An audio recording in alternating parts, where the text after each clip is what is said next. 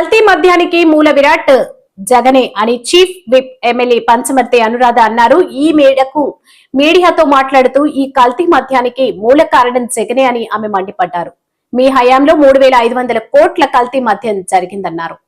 మూల విరాట్గా ఉంటూ 3,500 కోట్లకు పైగా నకిలీ మద్యాన్ని అమ్మి సొమ్ము చేసుకొని మీ ఎమ్మెల్యేలు ఎంపీలు మీ హయాంలో ఉన్న ప్రభుత్వ యంత్రాంగం అంతా జైలు పాలైతే కనీసం ఒక్కళ్ళని కూడా సస్పెండ్ చెయ్యకుండా లిక్కర్ స్కామ్ గురించి ఒక్క మాట కూడా మాట్లాడకుండా మీరు ఈరోజు మా ప్రభుత్వంపై బురద జల్లే ప్రయత్నం చేస్తారా? అసలు నేను జగన్మోహన్ రెడ్డి గారిని ఒకే విషయం అడదలుచుకున్నా, అసలు మీరేమన్నా పట్టుకున్నారా నకిలీ మద్యాన్ని? మా ప్రభుత్వం పట్టుకుందా? నకిలీ మద్యాన్ని పట్టుకున్నది మా ప్రభుత్వం. ఇమీడియట్గా యాక్షన్ తీసుకోమన్నది ముఖ్యమంత్రి గారు నారా చంద్రబాబు నాయుడు గారు. పోలీస్ రైడ్లు చేయించింది నారా చంద్రబాబు నాయుడు గారు. వాళ్ళు ఎలక్షన్ ముందు వైసీపీ నుంచి మా పార్టీలోకి రావడం జరిగింది. వాళ్ళు కోవట్లుగా వచ్చారని కూడా మాకు ఇప్పుడు అర్థమవుతా ఉంది. వాళ్ళని ఇమీడియట్గా సస్పెండ్ చేసింది నారా చంద్రబాబు నాయుడు గారు. ఎంతటి చర్యలైనా సరే తీసుకోవడానికి వెనకాడం అని చెప్పి స్టేట్మెంట్ ఇచ్చింది నారా చంద్రబాబు గారు. ఇదేదో మీరు పట్టుకొని ఏదో దాన్ని ఏదో తేల్చేసి ఏదో మాకేదో హెల్ప్ చేసినట్టుగా మీరేదో మాట్లాడటం ఏంటి? మీ హయాంలో ఏం జరిగింది జగన్మోహన్ రెడ్డి గారు? 3,500 కోట్ల లిక్కర్ స్కామ్ జరిగింది. సరే, ఈ స్కామ్ గురించి పక్కన పెడితే మీ ఎమ్మెల్యే మల్లాది విష్ణు బార్లో 6 మంది కల్తీ మద్యంతో చనిపోయిన రోజు మీరు ఏమన్నా యాక్షన్ తీసుకున్నారా? కనీసం అడిగారా? కనీసం సస్పెండ్ చేశారా మల్లాది విష్ణుని? మీ హయాంలో జంగారెడ్డిగూడెంలో గోదావరి జిల్లాల్లో ఆంధ్ర రాష్ట్రానికే కాదు దేశానికే అన్నపూర్ణగా ఉన్న జిల్లాలైన గోదావరి జిల్లాల్లో 26 మంది చనిపోతే నకిలీ మద్యం తాగి మీరు ఏమన్నా మాట్లాడారా అసలు? పైగా అసెంబ్లీలో ఏం స్టేట్మెంట్లు ఇచ్చారు? అది సహజంగానే చనిపోయారు, చచ్చిపోవటం సహజం, 26 మంది చనిపోతే ఇప్పుడు ఏమైందంట అని మాట్లాడిన మీరు ఈరోజు మా ప్రభుత్వాన్ని ప్రశ్నించడం, నారా చంద్రబాబు నాయుడు గారిని విమర్శించడం, నకిలీ మద్యం గురించి మీరు మాట్లాడుతూ ఉంటే నవ్విపోతారు అని చెప్పి ఈ సందర్భంగా నేను తెలియజేస్తా ఉన్నా. మీ హయాంలో ఎన్నోసార్లు కెమికల్ ల్యాబులు గగ్గోలు పెట్టాయి.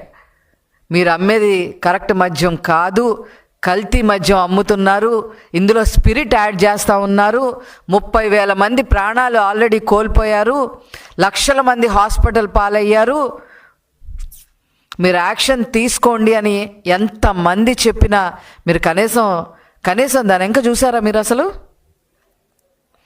ఈరోజు ప్రభుత్వాన్ని కావాలనే బురద జల్లే ప్రయత్నం చేస్తూ ఉన్నారు. ఎందుకంటే ఈరోజు అన్న మాట ప్రకారం కూటమి ప్రభుత్వం, ముఖ్యంగా నారా చంద్రబాబు నాయుడు గారు అన్నీ కూడా అమలు చేయటం జరుగుతూ ఉంది.